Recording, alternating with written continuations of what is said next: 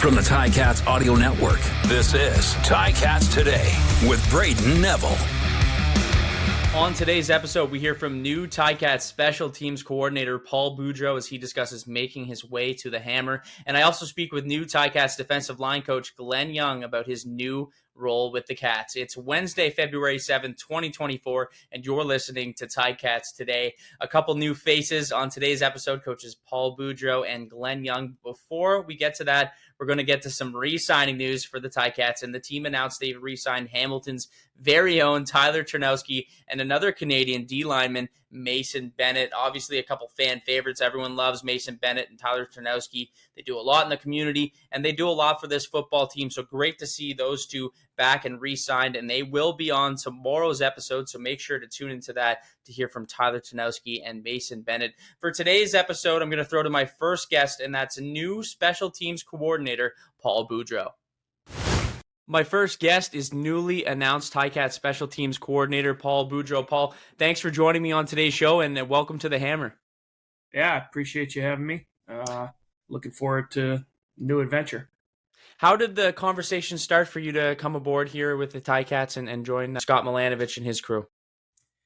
So it's kind of interesting. I was my dad recruited Jeff Reinbold in college. Okay. And he saw that Reinbold was leaving, so I ended up getting a hold of Legio, and I got O's number, and I started a little communication, and then that went to Scott, and Scott O and I had an interview for a couple hours, and just went from there.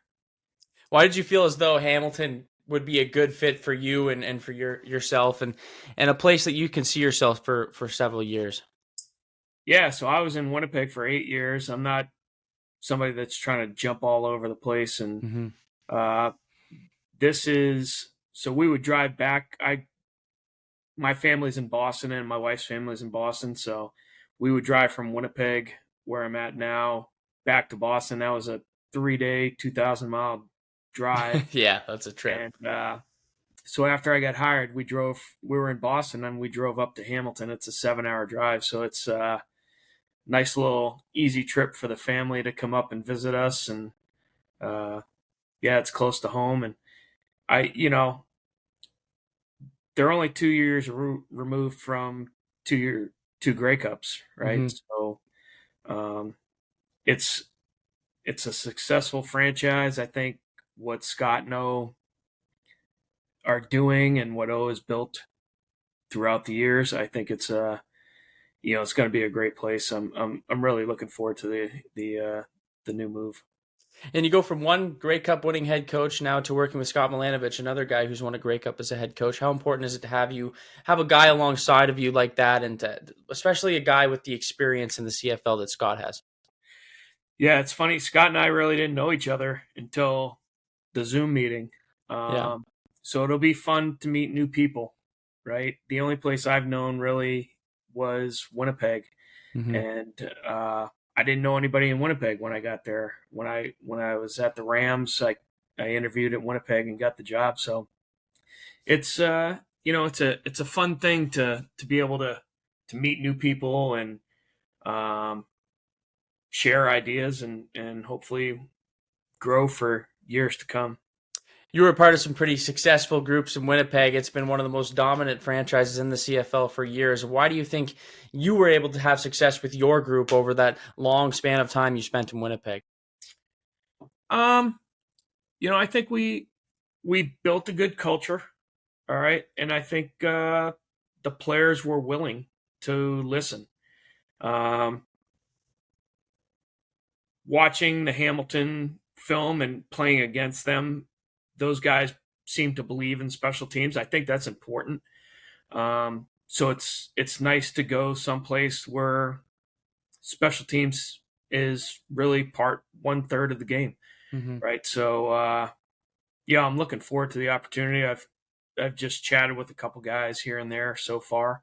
I know free agency is rolling here, so we'll see what happens as things go by. This fan base is very passionate, much like the one you came from in Winnipeg. But what have you seen from this fan base on the road playing against them, and what excites you about now being able to join the Hamilton Ticats and be on that side in Tim Hortons Field? Yeah. So when I was in Winnipeg, we struggled there all the time, and the fans made it uncomfortable. And even at the Grey Cup when we played there, it was just raucous. It was an impressive deal to be around. So yeah, I'm looking forward to being in a situation where the fans really enjoy coming to the games.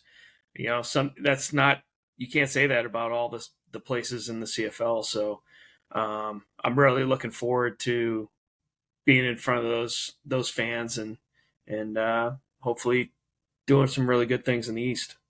You touched on Legio, a guy you know from your time in Winnipeg, but what's that relationship like with him? Yeah.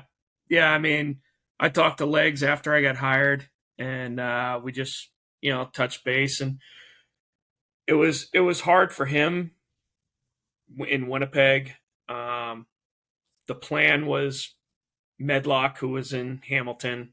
I had him, and pretty sure Medi was going to play one more year, and we could kind of move Legs into the role slowly. And then the pandemic hit. Yeah. And so Medi decided to leave, and Legs was kind of pounced right into a tough spot. And but I got all the respect for Legs, and I think it's going to be fun working with him again. He understands who I am as a person. I understand him. So we're just going to, go have fun. People are probably tired of me saying this on this show, but best name a kicker's ever had, I think, in the CFL, Legio. I mean, it doesn't get much better than that. I tell him that every time. He's probably sick of me saying it, but I'm going to stick to it. Another player that's super exciting that had his first year in the league on that special teams is Carthel Flowers Lloyd. At one point, looked like he was near or close to on pace to breaking the special teams tackles record. When you look at a guy like that, does that excite you, having a guy you can work with and a young player who's already been as successful as he's been able to be? Yeah, obviously. I mean, you can't teach a nose for the ball. You either want it or you don't. And he's a guy that he just always kind of can sniff out the football. There was guys like that. Mike Miller is one example who now is coaching. But just finding a way to get through the mess and get into the football is a unique trait that not every guy that plays special teams has. And it'll be fun, working with guys that, you got to have passion for it as well. So now for those fans want to get to know you a little bit better off the field, outside of football, what are you doing? What are you doing on the downtime with the family or whatever it may be? Golf. Okay. Are you hitting it well, or are you just out there having maybe a beer and relaxing, or are you striking the ball out there? I'm trying to play. Okay. It's snow out here, so I'm looking forward to getting east where there's less snow. But I had a really nice course out here, and I heard there's a lot of nice courses out that way. I usually try to play game day morning. I try to play 18 holes, and 5 weeks get some rounds in. I know Bo Levi is a golfer, and there's a couple guys. Whitey, the long snapper, he's already texted. Apparently, he plays golf. So enjoy golf, and I got a 7-year-old son, so it'll be. We just got a house today, so nice. We're moving out that way. Got to get him into school, but he's already picked out his room, so we're excited for this new move. It's going to be an exciting time, and I'll tell you one thing: when it comes to golf, from what I've heard from the players talking, they're all so competitive. Everyone's talking about who's better than who. Taylor Powell and Bo Levi Mitchell are going at it, and who's a better golfer. So it's nice to see another golfer now getting into the mix. Maybe you can show them a thing or two. We'll see, Coach. But looking ahead in these next couple of months, what does it look like for you? How busy are you going to be? Yeah, so we just flew back from Hamilton a couple days ago. I kind of put some stuff in my office. Just got my new laptop, so I'm gonna start doing just some PowerPoint stuff, working on that, and then I'm gonna go back to Hamilton pretty soon here for a week, and I'm gonna start just working on the first 2 or 3 opponents. Yeah. Fortunately, our first game is I've done a lot of battles with Calgary, so it's Yeah, a that's common true. opponent.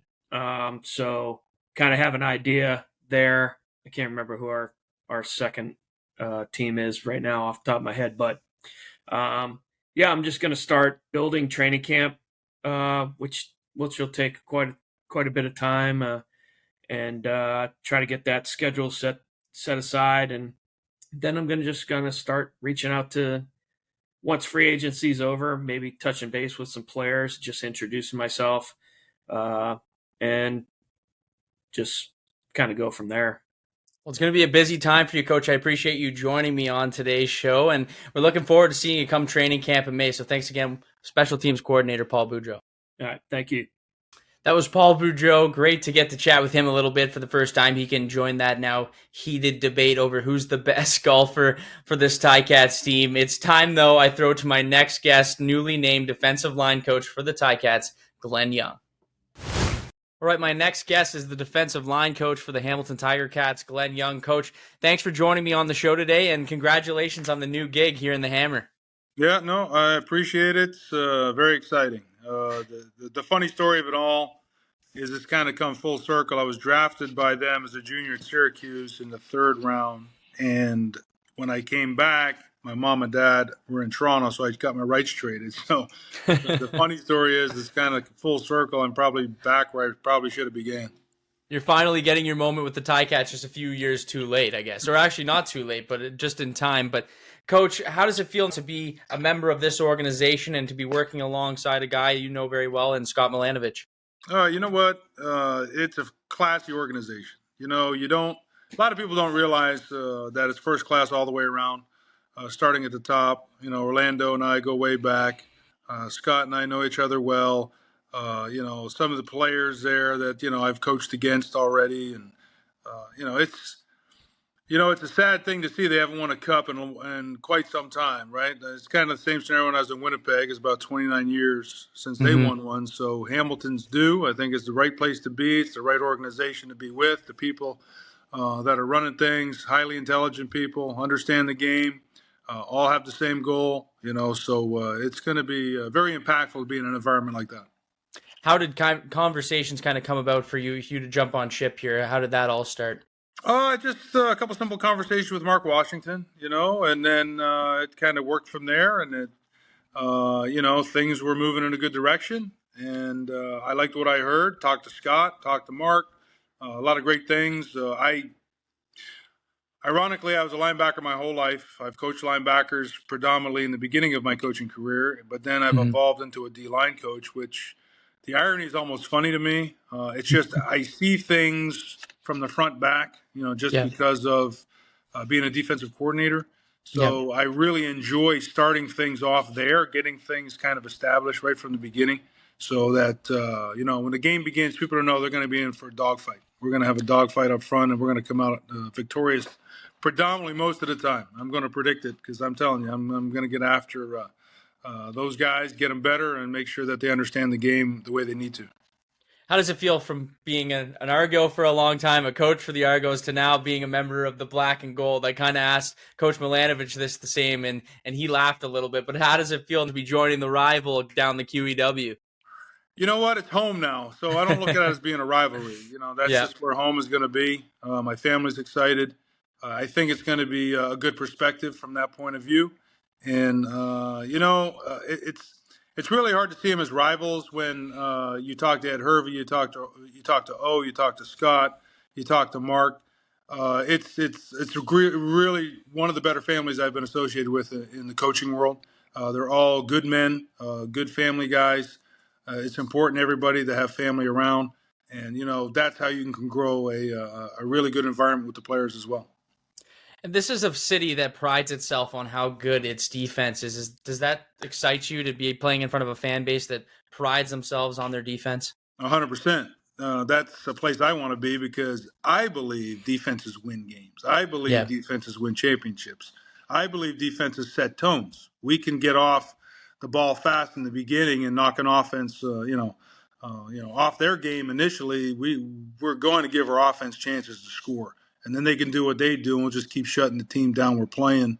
And it's going to be exciting from both ends. People will see a lot of high scoring from us, and they're going to see us shut other people down, and that makes for that's an exciting football game. Coach, do you have any memories, whether it be as a player or as a coach, playing at Tim Hortons Field or Ivor Wynne back in the day? Or do you have any memories that stand out to you about being in Hamilton and playing in front of the fans here? Yeah, I ironically, I remember being with the Argos and O'Shea getting booed all the time. That was always the funniest thing. They hated Mike, and it was just funny to be in an environment where he'd walk in, he could care less, and everyone just absolutely hated him. And then he ended up going over there, and I stayed in Toronto. Those are great stories because that's what makes the CFL what it is, right? The fans are totally involved. They're in tune with what's going on. They know the players. They know who to hate, who to love, and if you can get on their good side, then you become endeared to them. And there's nothing more fun to be winning games for people who really care about what they're watching. And that's definitely a place here. Everyone loves their football. I want to talk about a couple of the guys on this D-line. The first one being Casey Sales, a guy who came in last year and was so dominant for the Ticats on that line. What do you think about him and his game? I'm looking forward to working with him. I think my biggest coaching philosophy is it doesn't matter what got you where you're at. The reality is you still got to be able to learn and grow. And I think I'm looking forward to seeing what he really can achieve despite what he's already accomplished, right? I mean, that's how you look at guys.